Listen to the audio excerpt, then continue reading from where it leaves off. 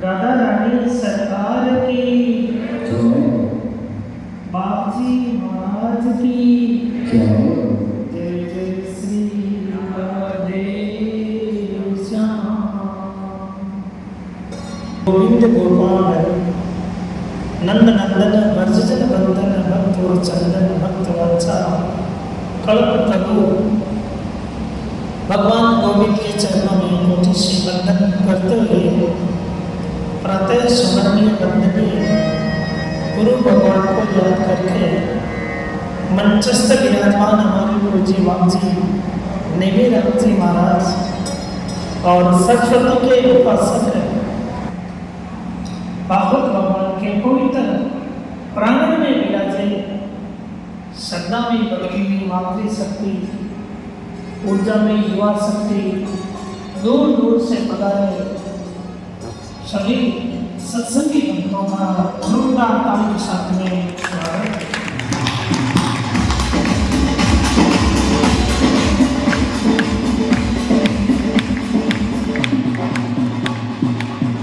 जय श्री राधे श्याम।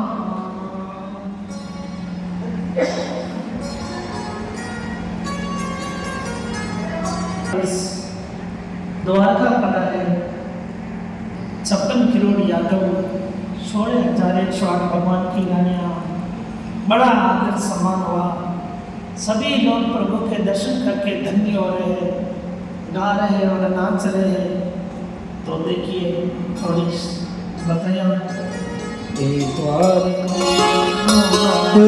द्वारका नाथ मारा कृष्ण मुरारे ओ कृष्ण मुरारे ओ द्वारका नाथ मारा कृष्ण मुरारे ओ कृष्ण मुरारे हे द्वारका नाथ मारा कृष्ण मुरारे ओ कृष्ण मुरारे हे द्वारका नाथ मारा कृष्ण मुरारे कृष्ण मुरारे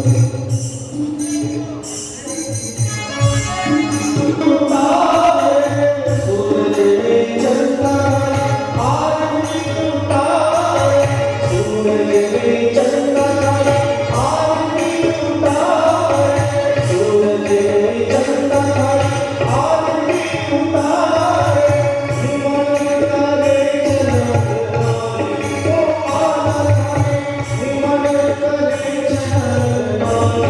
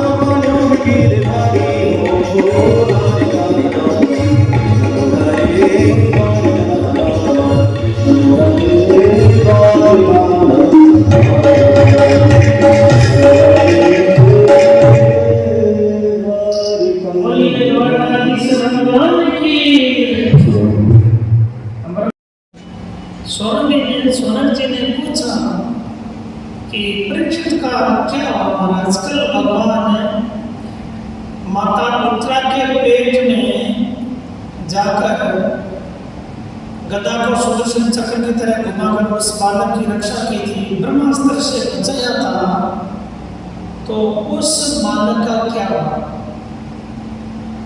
क्या है? तो लाखों नर नारी माँ बधाई देने आए हैं कि महाराज बधाई हो, महाराज बधाई हो, आपके पौत्र रतन जन्मा है।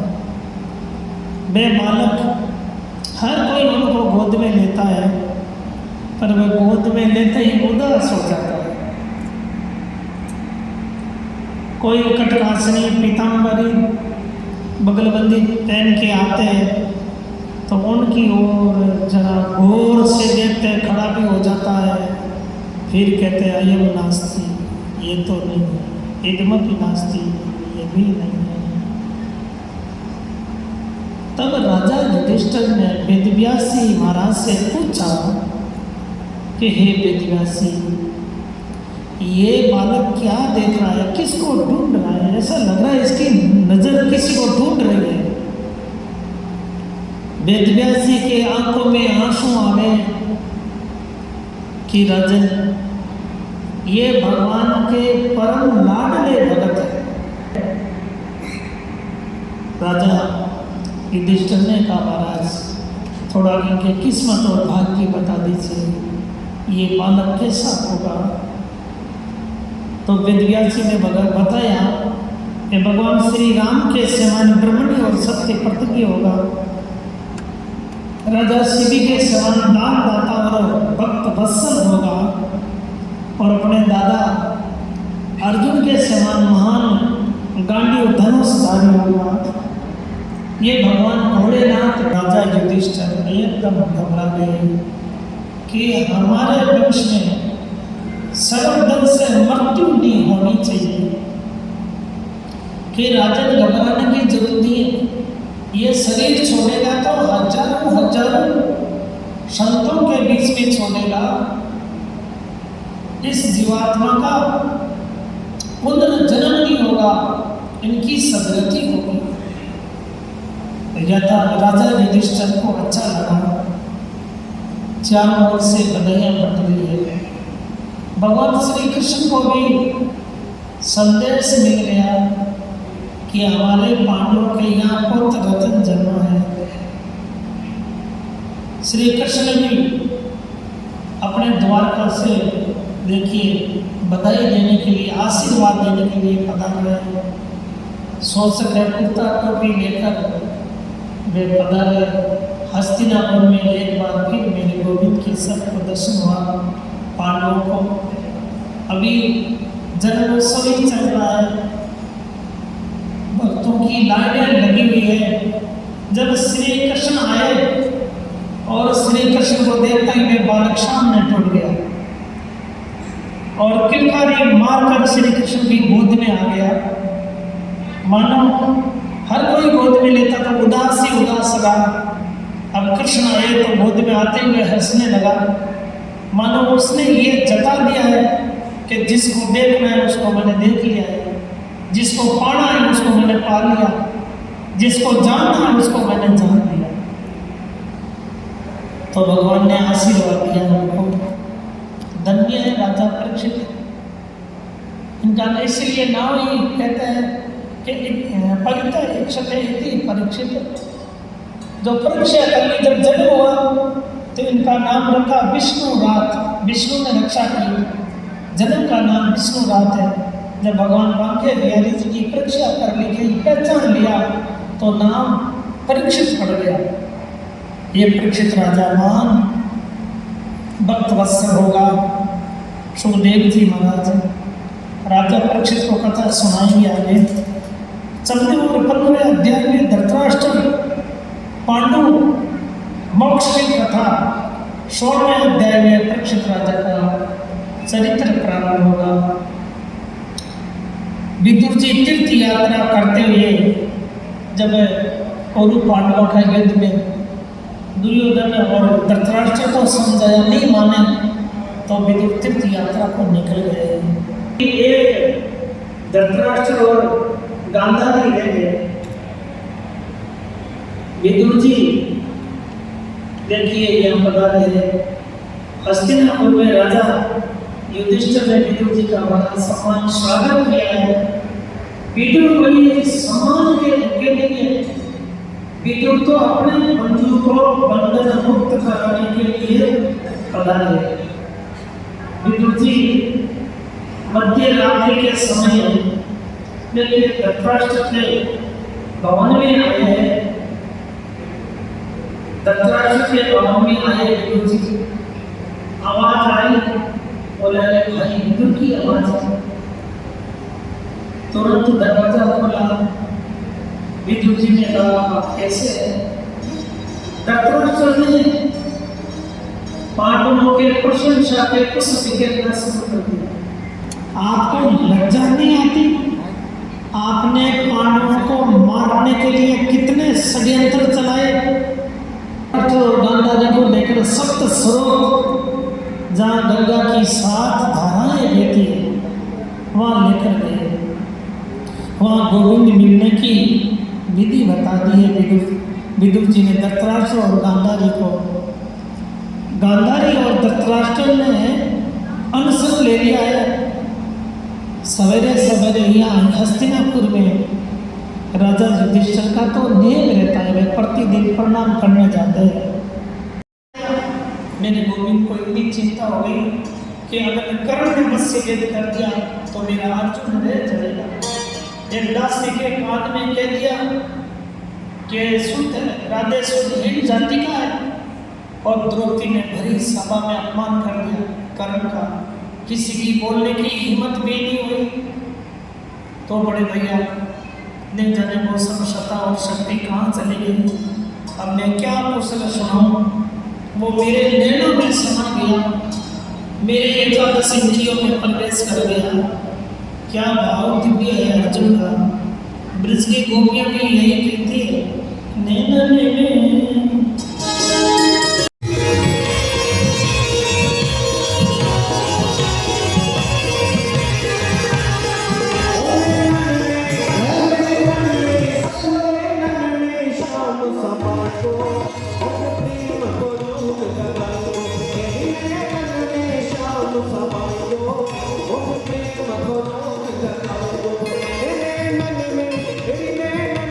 सखी ने मन में शाम समा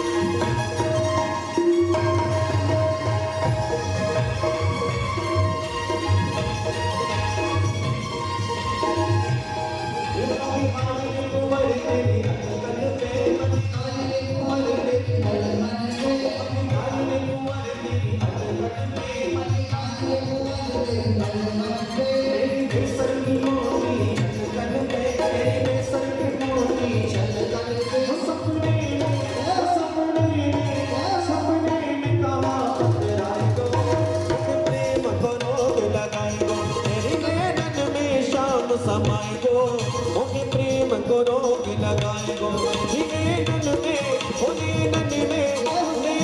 में शाम समाए गो मुझे प्रेम को रोग लगाए गो मेरी नैनन में शाम समाए गो मुझे प्रेम को रोग लगाए गो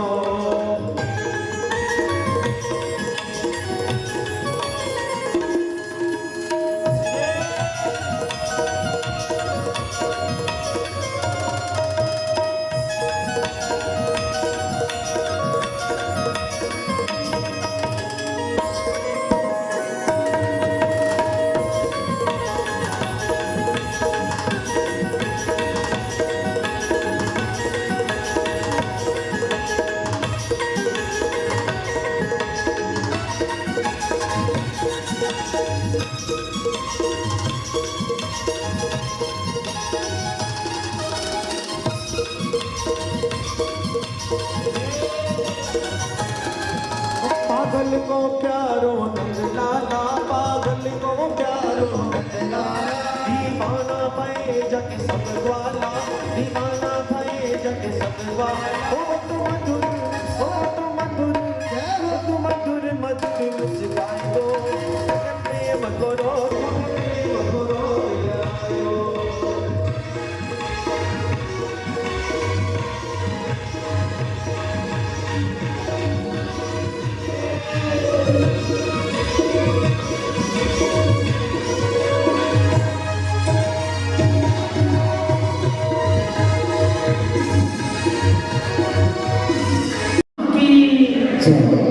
जय जय श्री राधे श्याम। मेहनत की है, आपको आंखें की जगह आंखें दी है, नाक दिया है। मानो कल्पना करो कि नाक अगर पीछे लगा देते तो तकिया कहाँ लगाते बताओ, मुश्किल हो जाता। और भगवान को यह भी पता है, कान दिए तो ये लोड लगा में छोटे छोटे सिद्धि कर देते, पर भगवान को भी पता है कि इनकी आंखें कमजोर हो जाएगी तो चश्मा कहाँ लगाएगा। तो भगवान को हर चीज की, भगवान ने कितनी मेहनत की है, तो भगवान के उपकार को याद करना। एक पत्नी ने अरबपतियों की परिवार अरबपति, उसके पति ने 1 करोड़ की नथ बना दी। अब वह नथ पहनकर अपनी सखी सहेलियों के साथ में सरोवर पूजने जाए, कहीं भी उत्सव होता रहता है, तो वह अपने पति देव को धन्यवाद देती है हमेशा कि हमारे पति को 1000 धन्यवाद, तुम सबसे ज्यादा कीमती हमारी नथ है। अब एक संत ने सुन लिया, संत ने कहा है तुम पति को धन्यवाद देती है, अच्छी बात है, देना भी चाहिए, पर कभी कभी मेरे गोविंद को धन्यवाद है, वो तेरे नाम की भगवान ने अपने पर बहुत बड़ा उपकार किया है। अर्जुन एक एक उद्गार को सुना रहे हैं कि बड़े भैया, एक बार मेरे गोविंद ने कहा मांगो मांगो, किसी ने ज्ञान मांगा, किसी ने भक्ति मांगी, तो मैंने युद्ध में जीत मांगी। अफसोस है कि मुझे मांगना भी नहीं आया। अगर गोविंद के चरणों की भक्ति मांग लेता तो कितना अच्छा रहता। और किरात युद्ध के समय मैं शंकर जी के साथ में युद्ध कर सका। बड़े भैया, द्रौपदी से भी उनका कितना समय था। द्रौपदी के केस पकड़कर दुष्ट जने उसे सभा में खींच लाए, आंसू भरी आंखों से द्रौपदी मेरे गोविंद के चरणों में गिर गई। तब श्री कृष्ण ने प्रतिज्ञा की, ये कौरव और पांडवों का युद्ध नहीं, श्री कृष्ण और कौरवों का युद्ध है। और श्री कृष्ण ने उन दुष्टों की ऐसी दुर्दशा की कि उनकी पत्नियां बेवा बनी, अपने हाथों से केस नोचना पड़ा। बड़े भैया, उन दिनों को याद करो। एक बार दुर्योधन ने दुर्वासा ऋषि को चतुर्मास करवाया। 10,000 संतों को जब चतुर्मास की पूर्ण आरती हो गई, दुर्वासा ने कहा, दुर्योधन मांग मांग क्या चाहिए? तो दुर्योधन बोला कि महाराज आप 4 महीना यहाँ विराजे, हम तो धन्य हो गए और पांडु भी हमारे हो जाएंगे। पर निवेदन ये है कि कहीं द्रौपदी भूखी ही रह जाए।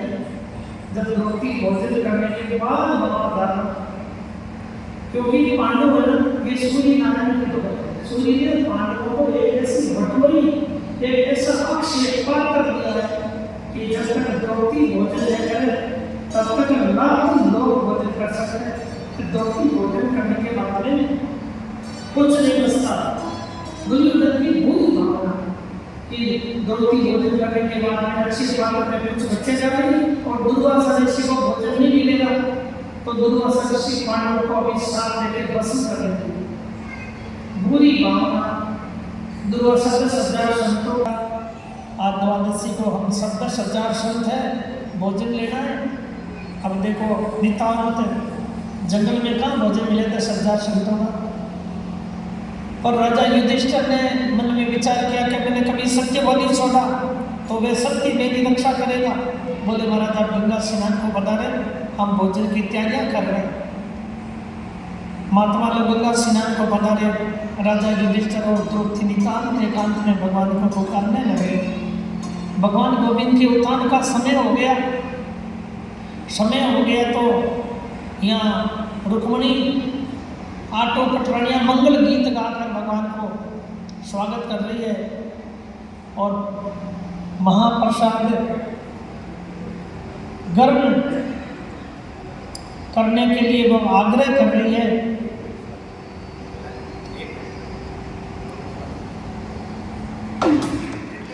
बोलिए भागवत भगवान की राधारानी सरकार।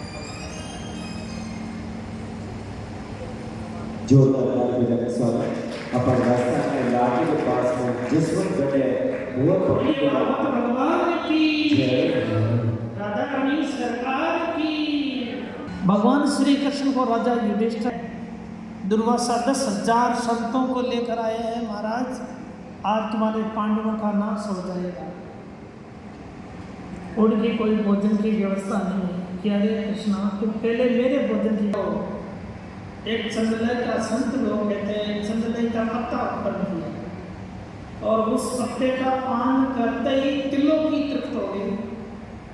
दुर्वासा ऋषि 10,000 संतों के साथ में गंगा में डका लगे। भीमसेन को भेजा कि जाओ दुर्वासा ऋषि को यहाँ ले आओ, 10,000 संतों को ले आओ। आगे तो दुर्वासा डकाने ले रहे हैं जैसे किसी व्यक्ति का लीवर कमजोर हो और वो दाल का लोया बादाम का हलवा ज़्यादा खा ले, वृक्ष भोजन कर ले तो पाचन होना मुश्किल हो जाता है। प्रसाद दिया है महाराज। बोले भैया भीमसेन तुम ये बात बताओ, क्या द्वारकाधीश द्वारका से आ चुके? बोले वो तो कब से आए, 2 घंटे हो गए, द्रौपदी से बातें कर रहे हैं और उन्होंने मुझे भेजा है कि दुर्वासा ऋषि मेरे ब्रह्म विद्या के गुरु है, ब्रह्म विद्या के मेरे गुरु है। तो गुरुदेव की सेवा में आज अपने हाथों से करूँगा कि भैया भीमसेन मैं उनका गुरु नहीं, मैं गुरुओं का गुरु है। तुम्हारा कृष्ण प्रेम, कृष्ण भक्ति और कृष्ण कीर्तन से ही मैं तृप्त हो गया। नहीं लगी कृष्ण कृष्ण पुकारते पुकारते कुंती धड़ाम से नीचे गिर गई। कुंती ने शरीर को छोड़ दिया।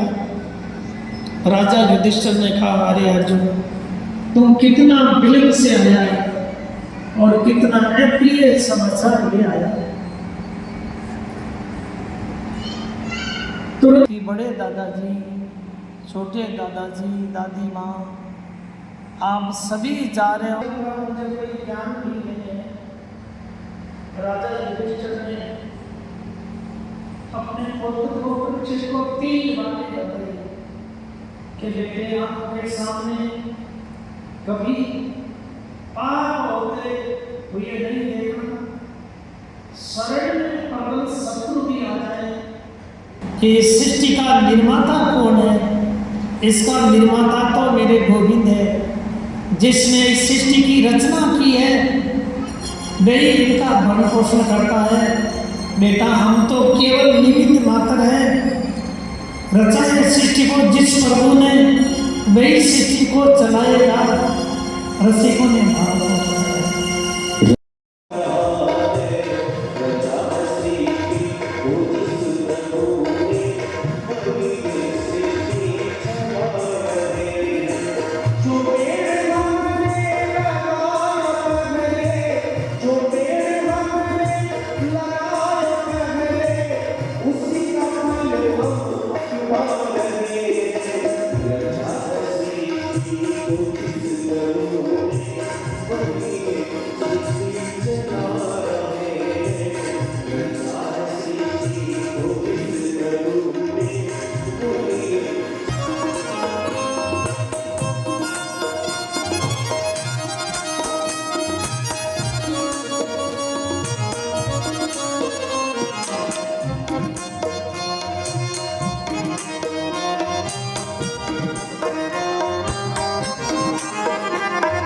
जो पेड़ हमने लगाया पहले, जो पेड़ हमने लगाया पहले, उसी का फल हम अब पा रहे हैं। चाह सृष्टि को जिस प्रभु ने, सृष्टि को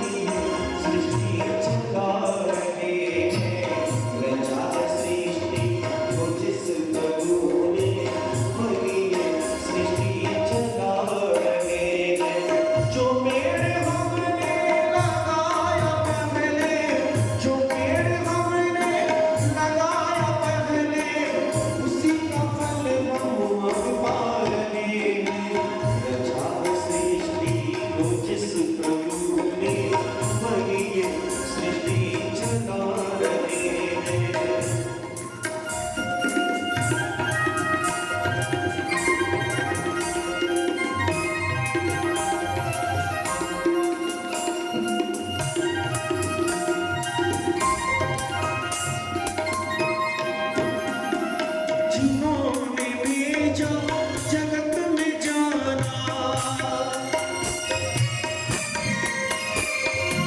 जिन्होंने भेजा जगत में जाना, तय कर दिया लौट के फिर से आना।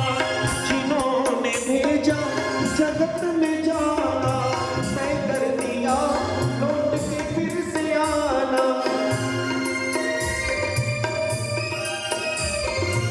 जो भेजने वाला है जगत में, जो भेजने वाला है जगत में, वही तो वापस बुला रहे हैं। सृष्टि को जिस प्रभु ने, वही ये सृष्टि चला रहे हैं। सृष्टि को जिस प्रभु ने, वही ये सृष्टि चला रहे हैं। जो पेड़ हमने लगाया पहले, रचा सृष्टि को जिस प्रभु ने, वही ये सृष्टि चला रहे हैं। प्रभु की दामनी में पांडवों की मृत्यु उजागर हो गई, क्योंकि उनका जीवन श्रेष्ठ और शुद्ध था। उन्होंने अपने जीवन काल में कभी धर्म को नहीं छोड़ा, सत्य को नहीं छोड़ा। धन की अपेक्षा धर्म श्रेष्ठ है। धन से सुख मिलता है तो कभी कभी धन से दुख भी मिल जाता है। और धर्म से इस लोक में सुख है, परलोक में सुख है, और धर्म ही साथ में जाता है। परीक्षित राजा ने 3 यज्ञ किए, 14 यज्ञ निर्वासनिक है। एक दिन आश्चर्यजनक घटना घटी है। परीक्षित राजा दिग्विजय करने के लिए निकले, सरस्वती के किनारे किनारे घूम रहे थे। परीक्षित राजा ने एक दृश्य देखा, एक गाय और बैल का जोड़ा देखा। गौ माता रुदन कर रही है, रो रही है। बैल ने पूछा, माता तुम क्यों रोती हो? तुम्हारा बंधु तुम्हें छोड़कर चला गया, उसके गिरे में तुम रो रही हो? या मेरे 3 चरण किसी ने काट दिए, तुम इसलिए रो रही हो? ओहो, तुम तो साक्षात पति माता हो। तुम्हारे पर तो मेरे गोविंद ने बड़ी सुंदर रश्मि लीला की है। क्या वे प्रभु अपनी लीला को समेटकर गोलोक धाम चले गए, उनके बिरे में तुम रो रही हो? तब पृथ्वी ने कहा, महाराज मैं कोई साधारण गाय नहीं, तो आप भी कोई साधारण बैल नहीं है, आप भी तो साक्षात धर्म है। और जब इस पृथ्वी पर धर्म का नाश हो तो पृथ्वी कैसे सुखी रह सकती है? मैं पांडु वंशी हूं, मैं उन्हें नहीं छोड़ूंगा। तुम्हारे 3 चरण किसने काटे हैं? देखिए, धर्म के 4 चरण होते हैं, सत्य, तप, पवित्रता और दया। इन 4 तत्वों से जो परिपूर्ण है वे धार्मिक है। अब भाई धार्मिक तो कौन है? कहते हैं कि दाता दाता चले गए, रह गए भक्ति टूस, मान मर्यादा समझने लड़ने को मजबूत, गुल रहे गुलशन रहे, हाय जग में धतूरे रहे, आशिक जमी से उठ गए, अब ये उल्लू के पटले हैं, उल्लू के पटले में बच्चे पट न कौन इनसे मत्था मारे। तो यहाँ सज्जन लोग नहीं है, दानव एकम कलियुगे, धर्म के 4 चरण 3 तो काट दे, दानव के सारे उन्हें नहीं मारना। मैं आपको मारूंगा तो नहीं, पर जहाँ तक मेरा राज है, मेरे राज से आप बाहर निकल जाए।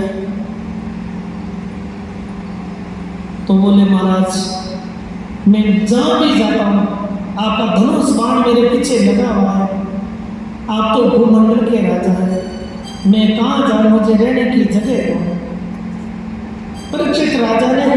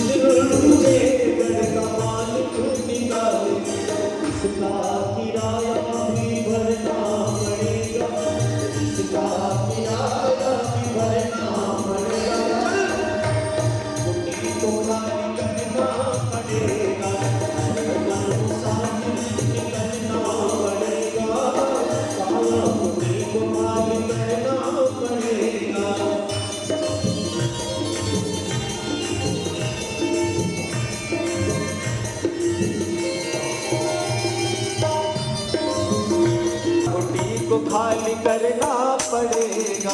अरे मन मुसाफिर निकलना पड़ेगा, काया कुटी को खाली करना पड़ेगा।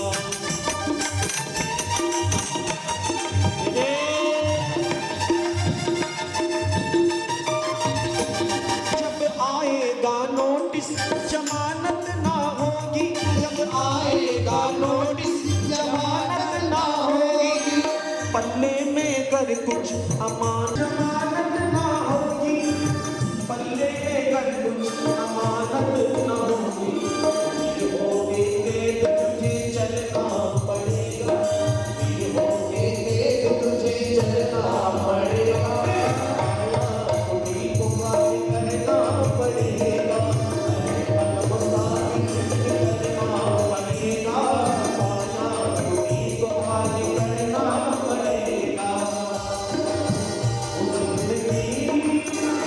जिंदगी किराए का घर है, जिंदगी किराए का घर है, निकलना पड़ेगा, निकलना पड़ेगा।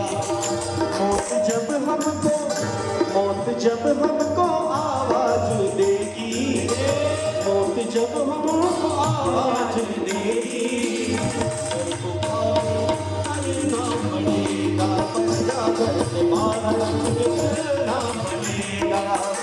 जिंदगी किराए का घर है, इतना एक दिन बदलना पड़ेगा।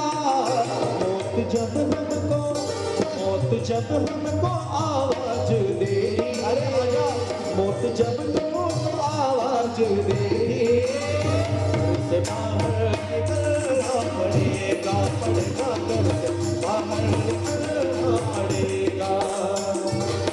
मेरी न मानो यमराज तो मनाएंगे, मेरी न मानो यमराज तो मनाएंगे, तेरा कर्म दंड मार मार भुगताएंगे, तेरा कर्म दंड मार मार भुगताएंगे। बल मेरी मत मानो, बल मेरी मत मानो, जग सहना पड़ेगा, घोर नरक बीच दुख सहना पड़ेगा, काया कुटी को खाली करना पड़ेगा। अरे मन मुसाफिर निकलना पड़ेगा, काया कुटी को खाली करना पड़ेगा।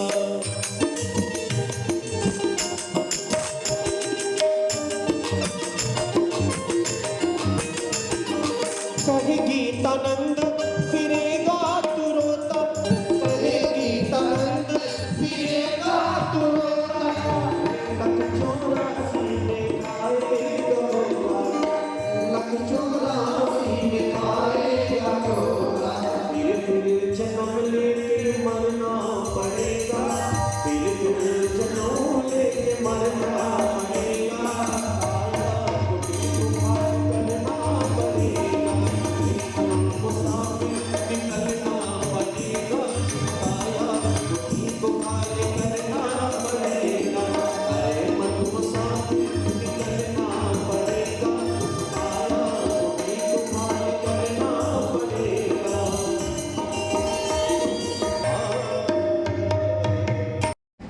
गाँव के छोटे छोटे बालक धूल फेंक रहे कि नंगा बाबा चला, नंगा बाबा चला, पर उनकी वृत्ति ब्रह्माकार है। यो ने हर्षति ने सोचती ने कांक्षति, अनपेक्ष निजलावतुष्टो अवधूत वेश, वे अवधूत वेश में है। हजारों हजारों संतों के बीच में जब हमारे सुखदेव जी महाराज पधारे तो सभी संत भगवान खड़े हो गए, सुखदेव जी महाराज को परम सिंहासन पर बैठाया है। बोलिए सुखदेव जी महाराज की जय जयकार की गर्जना हुई। परीक्षित राजा तो अपनी गिरवा को झुकाकर बैठे हैं, गर्जना से अपना सिर ऊपर उठाया कि मेरे मोक्षदाता, मेरे गुरु भगवान व्यास गादी पर विराजित हो गए हैं। परीक्षित राजा ने उठकर शरणों में साष्टांग दंडोत प्रणाम किया कि महाराज जिसकी मृत्यु निकट आ गई है उस व्यक्ति को क्या करना चाहिए। मनुष्य मात्र का धर्म व्यक्ति को क्या करना चाहिए, आप कुछ कृपा करें।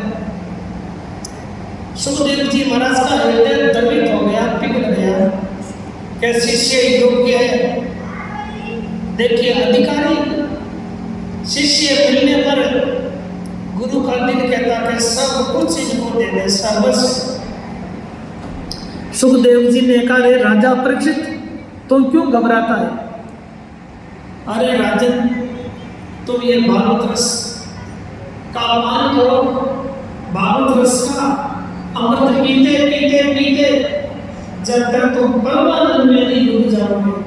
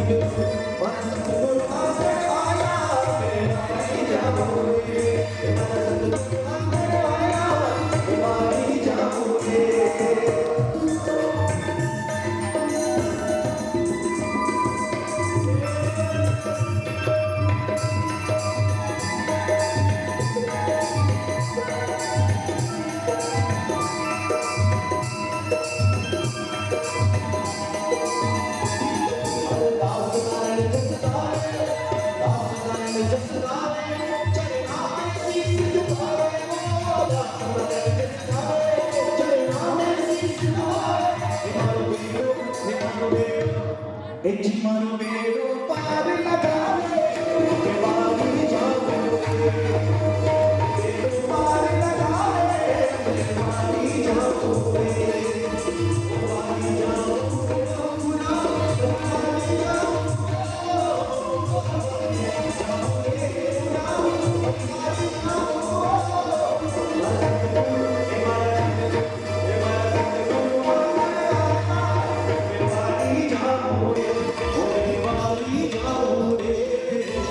वाली जाऊं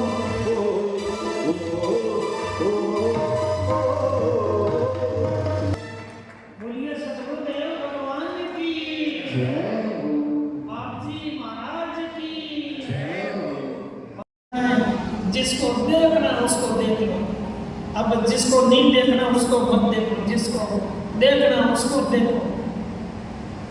और वाणी में गूंगापन नहीं आवे, उससे पहले जिसका नाम लेना है प्रभु का, उसका जितना कीर्तन करना है गोविंद का कीर्तन करो, फिर ये बोलती बंद हो जाएगी।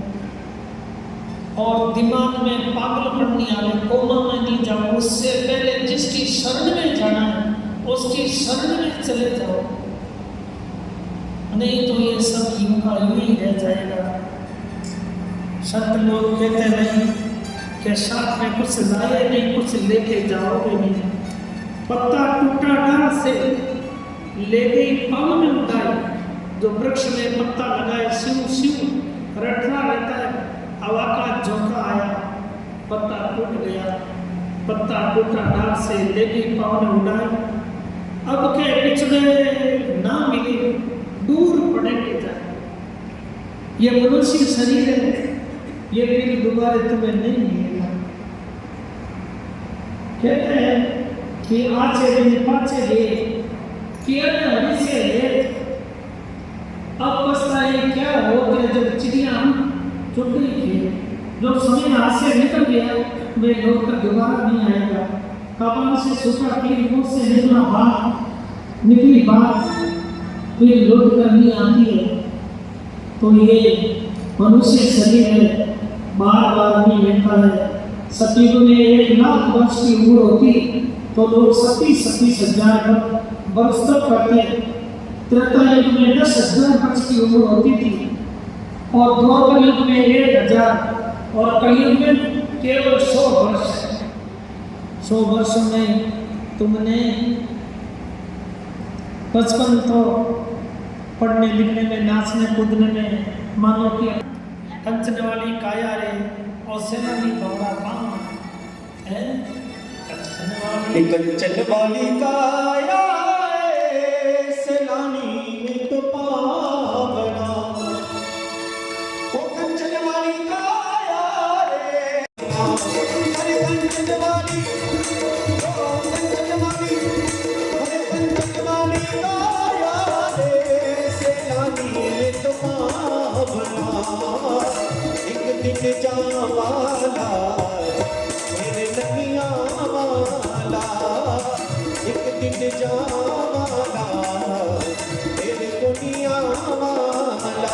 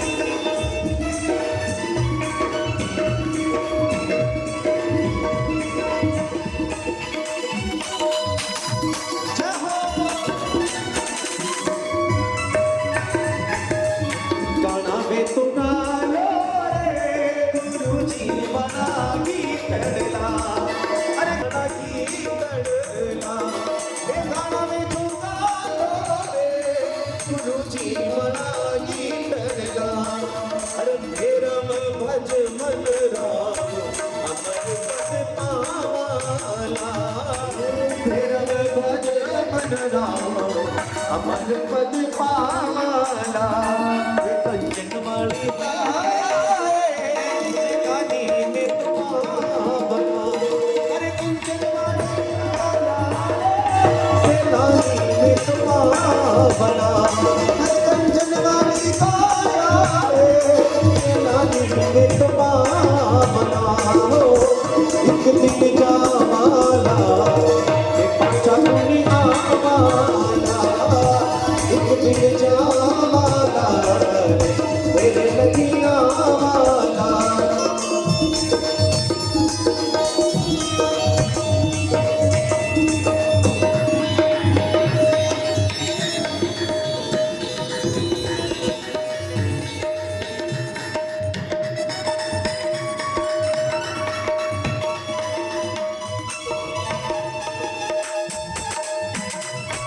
कंचन वाली गाया सेनानी में तुम्हारा अरे कंचन वाली गाया सेनानी में तुम्हारा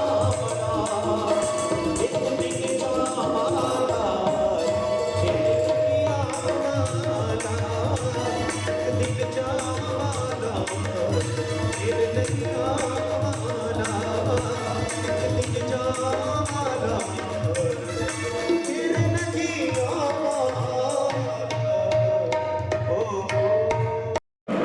राधा रानी सरकार की। तो भाई आप लोग विचार कर लो कहाँ से आया हूँ। एक बार 4 बहनें जल भर रही है, कुएं पर जल भर रही थी और राजा भोज आ गया। बात को समझना, राजा भोज आया तो 3 बहनों ने तो घूंघट खींच लिया पर एक ने नहीं खींचा, एक बहन ने घूंघट। अब राजा भोज ने सुन लिया। राजा भोज ने कहा बेटी मैं कैसे बोलूँ तो मुझे बता। तो बोले ये तो मेरे गुरु महाराज बताएंगे कि तुम्हारे गुरु कहाँ हैं। कि मेरे गुरु नागपाड़ में गुफा में रहते हैं।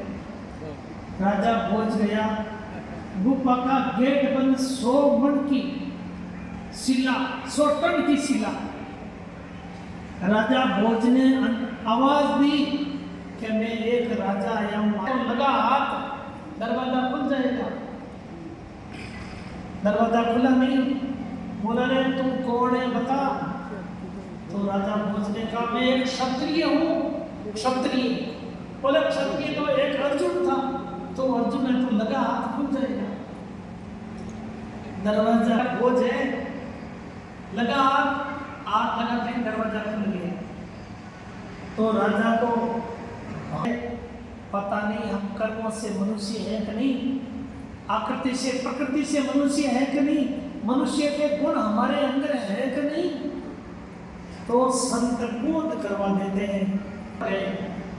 गांवों के लोग नदी पार की नौका में बैठे तो और नौ भी लेता है, दूसरा बोला यार एक तो खो गया, क्या दूसरा गिनता वो भी अपने को नहीं गिनता, कह रहे एक तो खो गया। एक डंडा लेकर आए, एक एक डंडे की मारा के लिए 1 2 ऐसे 10 डंडा मारा के लिए 10 ये महाराज हम तो खो गए पर आपने डंडे से ही निकाल दिया। बोलिए भक्त भगवान की। तो संत है भूल को मिटा देते हैं। भाई ये भूल है कि अपने यहाँ संत कथा कर रहे हैं, आप घरों में बैठे कथा भी श्रवण कर रहे हैं कि महाराज हमारे तो काम होते, देखो आगे धंधा, पीछे धंधा, दाएं धंधा, बाएं धंधा, ऊपर धंधा, नीचे धंधा, धंधा में रहकर तू भजनी गोविंदा, अरे वो हरि का बंदा, लाख प्रपंच में रहकर ही तुम सत्संग सुनो, कुछ समय निकालो तो तुम्हारा यहाँ मृत्यु लोक में आना सार्थक हो जाएगा। तुम ये सोचते हो महाराज हमारे समय प्रतिकूल चल रहा है, अनुकूल होगा तो भजन करेंगे, तो भैया अनुकूल होना ही मुश्किल है। प्रतिकूलता में कर लो। एक आदमी समुद्र स्नान करने गया, समुद्र में तरंगे आ रही है, वो बेटा बेटा इंतजार कर रहा है कि तरंगे बंद होगी, इंतजार कर रहा है, फिर कोई मिलने वाले आने वाले क्या कहते हैं, मैं तो ये देख रहा हूँ ये तरंगे बंद होगी तो स्नान करना, कि ये समुद्र की तरंगे तेरी जिंदगी में बंद होने वाली है, स्नान करे तो कर ले। तो प्यारे भक्तों, ये संसार की तरंगे है, ये कभी बंद नहीं होगी। इसमें आपको भजन करना है तो कर लो, फिर समय नहीं मिलेगा। संत लोग तो कहते हैं कि भाई दुकानदार कहता है 5 साल की मेरी गारंटी है, पर तो दुकानदार की गारंटी नहीं है 5 साल जिंदा रहेगा कि नहीं है। इनकम टैक्स के अधिकारी या सेल टैक्स का सीटिया आता है तो वो शटर बंद करके भाग जाता है, पर यम के दूत आएंगे तो भैया आपको भागने की जगह नहीं मिलेगी। संत लोग कहते हैं कि काल झपटा देते दिन में 12,000, मूर्ख नर चलते नहीं कैसे उतरे पार, कैसे उतरे पार, मुंह में हरियो बाजी। जानते हैं वशिष्ठ तारा आकाश में होता है, वशिष्ठ महाराज की पत्नी है अरुंधति, के अरुंधति का तारा दिखाई नहीं दे तो ये मानना चाहिए कि 1 वर्ष में मृत्यु हो जाएगी। स्वप्न में आपके पैर किचन में धसे तो ऐसा मानना कि 9 महीने में मृत्यु हो जाएगी। और कानों में आपकी दबो, अंदर कोई कल की निनाद नहीं आती हो तो 8 महीने में मृत्यु हो जाएगी। पर आपको घबराना नहीं है, आपको आसन लगाकर 108 मंत्रा वाली माला लेकर प्रभु के भजन में लग जाना है। सुखदेव जी महाराज कथा सुना रहे हैं कि राजन तो विराट पुरुष का ध्यान करो, विराट पुरुष का ध्यान करना कि मेरा भी सुखदेव जी के कैसे मैं निर्गुण निराकार का उपासक हूँ, पर अनंत नंदन श्याम सुंदर ने मेरे मन को खींच लिया, इसलिए मैं सगुण साकार में आ गया। तो देखिए विराट पुरुष का ध्यान करने का अर्थ क्या है? भगवान को देखो, ये पूरा विश्व भगवान है, परम में भगवान मानेगा, सब में बैठा है, ये पता भगवान के चरण में बहुत तगड़ी सारे लोग भूख लोग ये लोग भगवान के दोनों में विश्राम कर रहे हैं। समुद्र भगवान नारायण की कुर्सी है, छोटे बड़े पर्वत भगवान के विग्रह की हड्डियां, ये बड़े बड़े पहाड़ है, कैसे ये आकाश में काले काले बादल आते हैं, ये भगवान के हिंदू वाले केस है। हे राजन, वायु विराट पुरुष की संसार है, माया भगवान विराट पुरुष की मुस्कुरा है, यमराज भगवान की इनार है, नीचे का हो तो ऊपर का हो लज्जा है। इस प्रकार सुखदेव जी महाराज हमको समझा रहे हैं कि राजन 33 करोड़ देवी का आदर करते हैं। चरणों का ध्यान करो कि मेरे गोविंद के चरण कितने सुंदर है।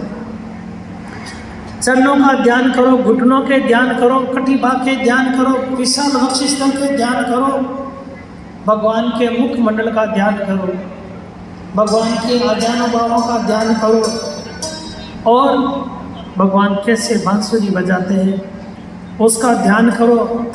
ध्यान करते करते ज्ञाता ध्यान मध्य एक हो जाए, ज्ञाता ज्ञान और एक हो जाए, दृष्टि दृष्टा दर्शन एक हो जाए, तो आपको सब जगह मेरे गोविंद के दर्शन होंगे। ऐसी कोई जगह ही नहीं जहाँ आपको दर्शन नहीं हो।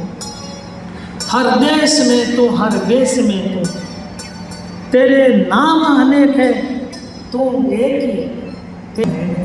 सागर से उठा बादल बनकर, बादल से फटा बरखा बनकर, हर खेल में तू हर मेल में तो ऐसी आपकी वृत्ति नारायणाकार हो जानी चाहिए, फिर तो आप धन्य हो जाओगे।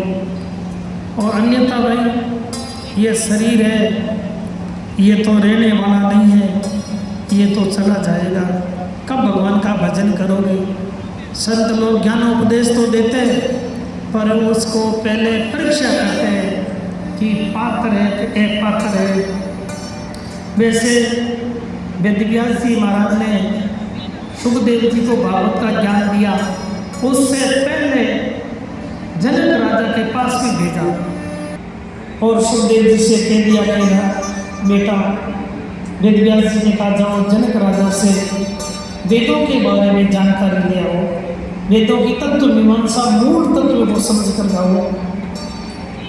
तो तुरंत गए सुखदेव जी, जनक महाराज को खबर दी, व्यास नंदन सुखदेव जी आए हैं, वेदों के बारे में तत्व को जानना है। बोले अभी फुर्सत नहीं है, 5 दिन तक गेट पर खड़े रहे। 5 दिन खड़े हुए, खड़े बैठे भूखे कैसे खड़े। सैनिकों को भेजा, मंत्री को भेजा कि अगर चेहरे पर क्रोध के चिन्ह तो वापस लौटा दो। इसलिए नशा मुक्त होना चाहिए। एक नवयुवक था, बात को समझना, एक नवयुवक था, अभी नई नई शादी करके आया है, बहू रानी को लेकर आया है, पहली बार पैर रखा है, बहू रानी ने पहली बार शादी करके घर में आया है। अपनी माँ को प्रणाम किया, माँ ने अपने बेटे को हृदय से लगाया, पूछा बेटा कैसा है? बोले मम्मी अच्छा हूँ। अच्छा हूँ? बोलो ठीक है। बोले अच्छा मम्मी स्नान करना है, जून का महीना, दिन की 12 बजी है लगभग, जून का महीना है। बोले नहाना है? तो बोले नहा ले। बोले पानी ठंडा है, गर्म करना है। जून का महीना, दिन की 12 बजे, जवान आदमी है और कहता मम्मी नहाना है, पानी ठंडा है, गर्म करना है। तब उसके पीछे जो आई ना नई नई बहू रानी, उसने हाथ में पत्थर ले रहे चूड़ियों को फोड़ना शुरू किया। सासू ने कहा कुलक्षण, ये क्या कर रही है? ये हालत है तो ये क्या ये जनवरी में जिंदा रहेगा? जब कड़ाके की ठंड पड़ेगी, इसने जर्दा और गुटखा खा खा करके अपनी ऊर्जा नशा मुक्त हो जाओ। जो भी सज्जन कथा में बैठे हैं नहीं खाते होंगे, पर खाते हैं तो चौथ के चंद्रमा की तरह छोड़ देना, ये बुरी चीज है। संत लोग कहते हैं कि भाई जैसे मूंग है ना, मूंग में गुण लग जाता, गुण तो वो साल साल को खा जाता है, वो टोपी रहती है, बाहर फेंको कचरा हो जाता है, तो कोई काम की नहीं है कि भी नशा मुक्त बन जाओ और भगवान का भजन करो, नहीं तो फिर समय नहीं मिलेगा। या जनक राजा के पास से सुखदेव जी आए, तब वेदव्यास जी महाराज ने सुखदेव जी को सिखाया। उसके बाद में परीक्षित राजा को सुनाया। परीक्षित राजा ने पूछा कि अपनी माया से भगवान इस सृष्टि की रचना कैसे करते हैं, सृष्टि की उत्पत्ति की कथा सुनाई। सुखदेव जी ने कहा राजन, तुमसे जो सवाल मुझसे पूछा वही प्रश्न देवऋषि नारद ने ब्रह्मा जी से पूछा था, तो उसकी कथा सुनो। ब्रह्मा जी ने जो नारद जी से सृष्टि के प्रारंभ की कथा सुनाई। भगवान श्री ने विचार किया कि एको हम भविष्य में एक से अनेक हो जाऊं, तो मेरे गोविंद ने 24 तत्व उत्पन्न किए। वो जगत रहे तो प्रभु ने उस तत्वों के अंदर प्रवेश किया। प्रवेश करते ही एक चेतन शक्ति प्रकट हो गई है। तो देखिए सृष्टि उत्पत्ति की बातें हैं ना, तो यहाँ भगवान श्री नारायण क्षीर सागर में शयन करते। नारायण भगवान की नाभि से एक कमल उत्पन्न हुआ, पर वे ढूंढ नहीं पाए। बाहर भी कोई अता पता नहीं है, जगह जगह है। ब्रह्मा जी किम कर्तव्य विमुग्ध हो गए, तो आकाशवाणी होगी तब तक ब्रह्मा जी ने 100 वर्ष तक किया।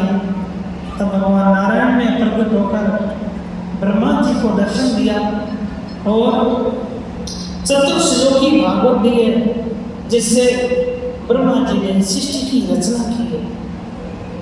प्यारे भक्तों, भगवान की माया बड़ी विचित्र है। मी यते अनेने इति माया, जो नहीं सो सुंदर नहीं है, सो दिखे नहीं सो प्रत्यक्ष देखे, ऐसे ये भगवान की माया है। ये सबको नाच नचा देती है। एक बार सुदामा ने भी पूछ लिया कि प्रभु आपकी ये कैसी माया है, माया के मुझे भी दर्शन करवा दो। तो भगवान ने कहा सुदामा जाने भी दे रहे, क्या करेगा। तो बाढ़ में सुदामा बह गया। अब सुदामा बाढ़ में बह गया, कोसों दूर चला गया, घबरा गया, बड़ी मुश्किल से किनारा मिला।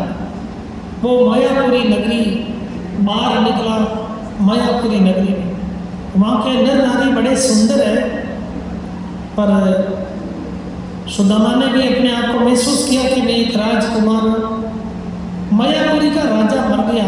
हथनी जिसके गले में जे माला डाले वही वहाँ का राजा, तो सुदामा के गले में माला डाल दी। अब सुदामा को राजा बना दिया।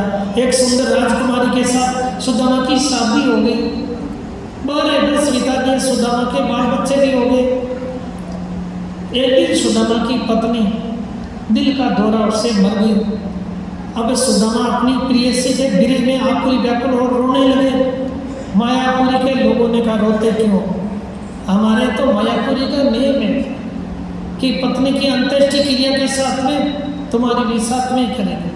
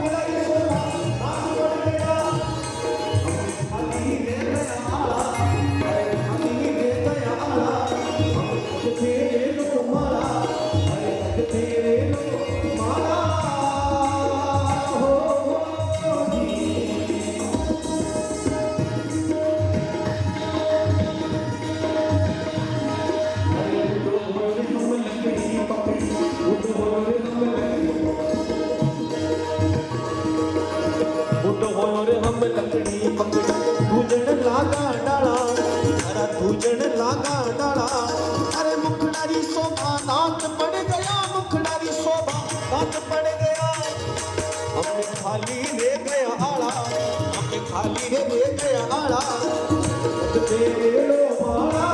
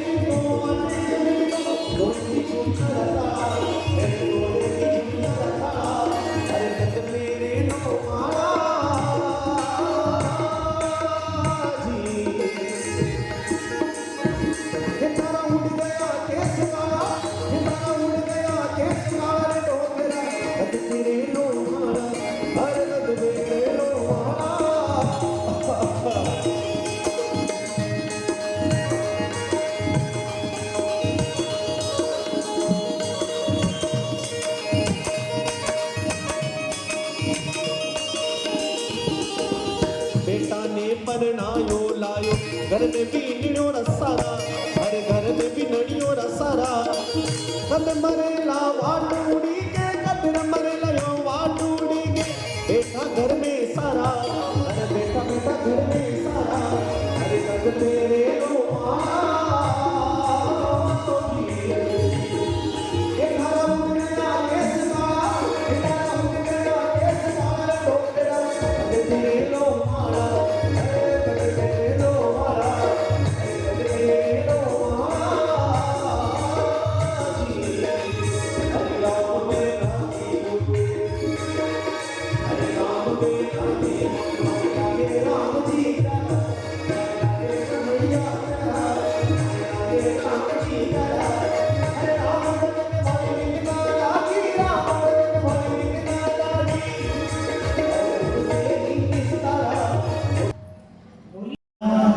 सुल्तान श्रावण पुष्णन धर्मेण विनष्ट दृष्टि।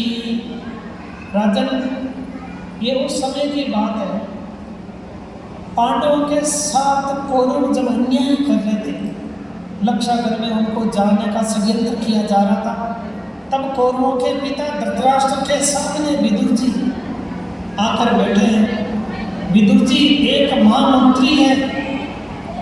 विदुर जी राजा से बोला, राजन मैं मंत्री होने के नाते नहीं, एक भाई होने के नाते नहीं, एक नागरिक होने के नाते आपसे निवेदन करने आया हूँ। राजन, अन्याय की बेल पर कभी अमरता फल नहीं आ सकता है और अन्याय की बेल कभी भी हरी भरी नहीं रह सकती।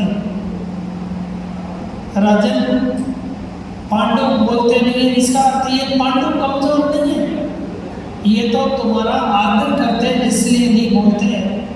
हमारे नीतिकारों ने कहा है कि एक महान नगर को नष्ट करने से अगर समग्र देश की रक्षा होती है तो एक महान नगर को नष्ट कर दो।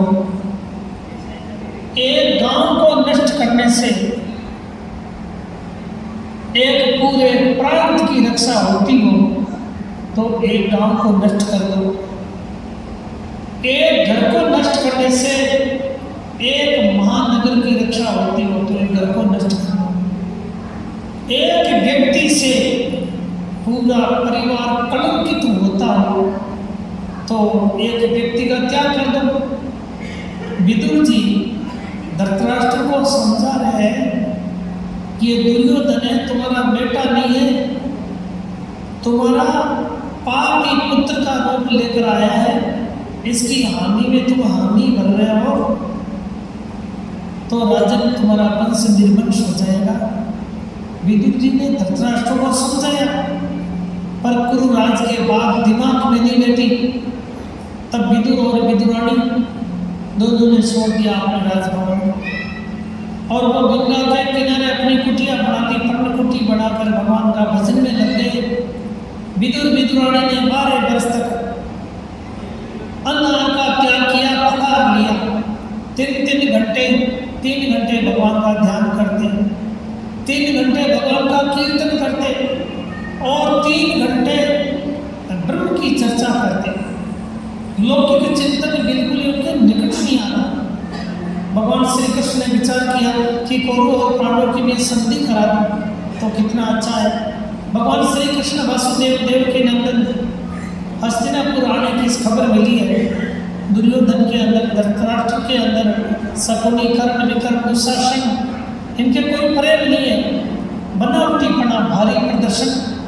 तो इन्होंने कहते हैं कि हजारों स्वागत गेट बना दिए।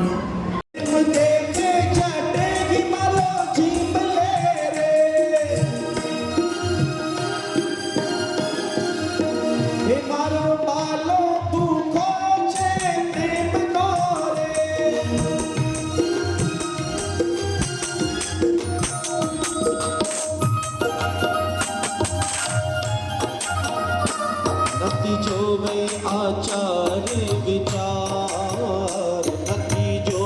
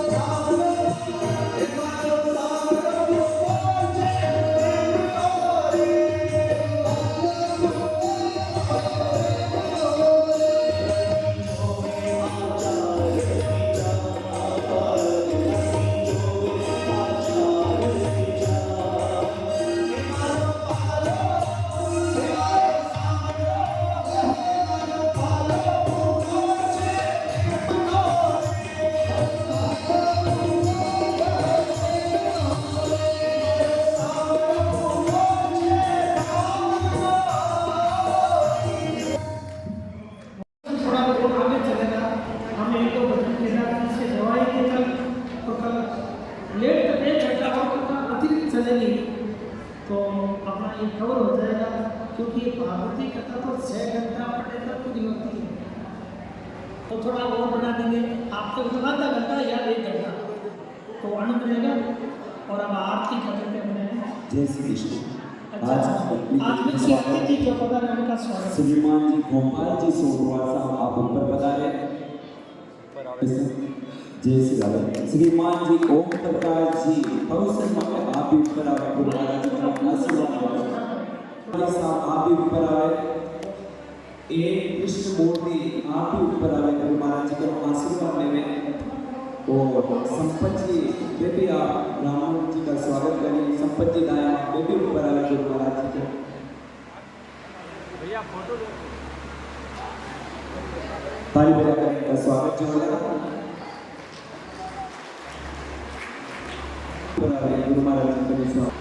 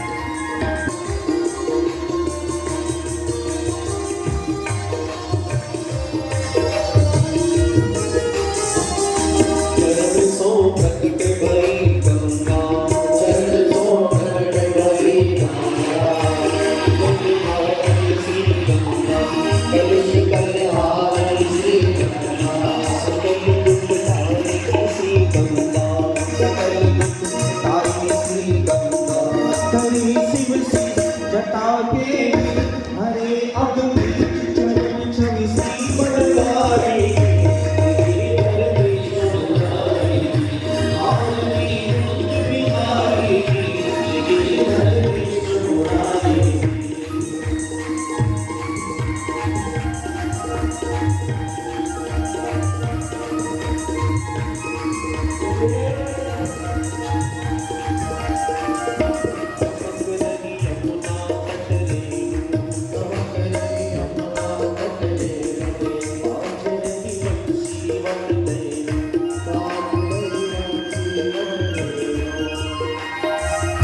चमक रही यमुना तट रे आज रही बंसी वटे बड़ी तो पाली चांदनी कपट लो पंत तेरे समुदी बिसारी हरे कृष्ण मुरारी हरे कृष्ण मुरारी हरे कृष्ण मुरारी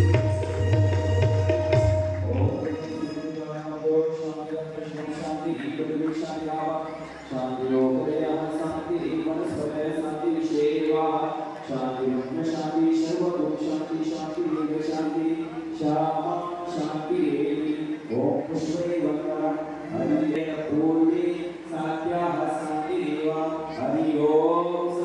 कृष्ण मुरारी वासुदेवाय धीमहि तन्नो विष्णु प्रचोदयात् श्रीवन्दिकामगुणचं वरगाढयाय पुण्यकराय साधकोष्मय विवाहवाय प्रसीदयाञ्जले तापोदयामि जगदीश्वरे प्रसीदा मानसवति पुष्पाणि यथा करोपाय च पुष्पाणि यथा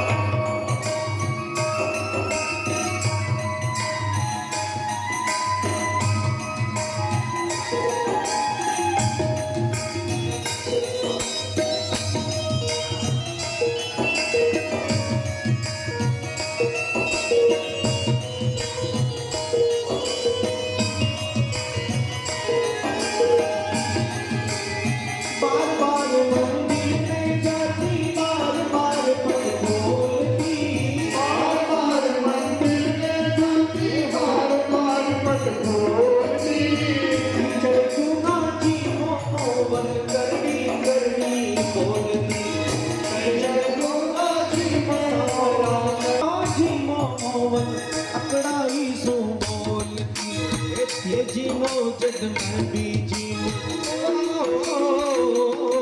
जीवो मारा श्याम गणे जी मावे बेटी जाट की जी मावे बेटी जाट की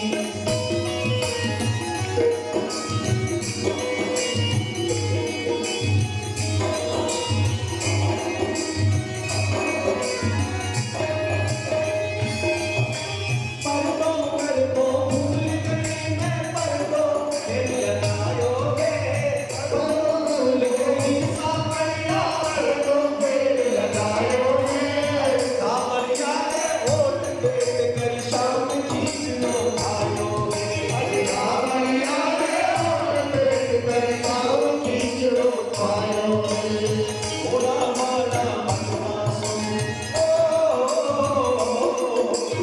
भोला भाला भगता सुनो हमारिया दुनिया आठ की जीवो मारा श्याम गणी जी मावे बेटी जाट की मावे बेटी जाट की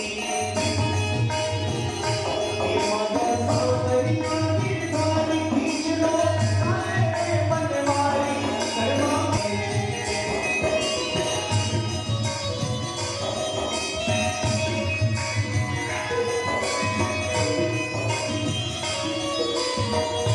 आगे बढ़कर लड़के जीत लो ऊपर की बात की जीवो मारा श्याम गणी जी मावे बेटी जाट की मावे बेटी जाट की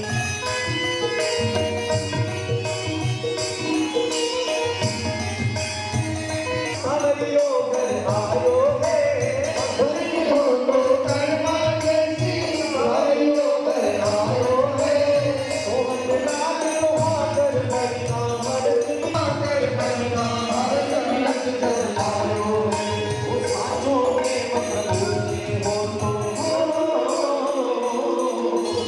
साजो के मतलब से हो तो मूरत मोशे लाट की जीवो मारा श्याम गणी जी मावली जाटनी थाली भर में लईर खींचड़ो थाली भर में एक तो काली ये कल्याणी ये माँ जाने तू जहाँ जो माँ तू तो काली ये कल्याणी ये माँ जाने तू जगते पूजा जोग माया तू काली ये कल्याणी ये माँ जगते पूजा जोग माया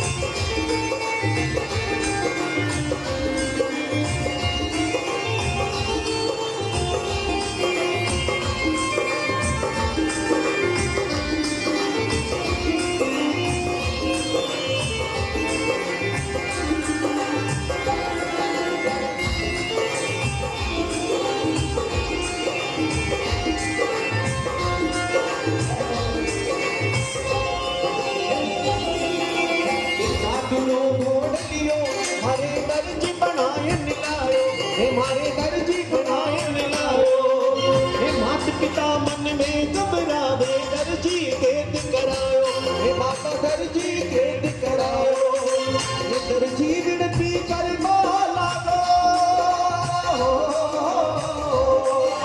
हे दर्जी विनती कर माला गो रामदेव जी कष्ट हरा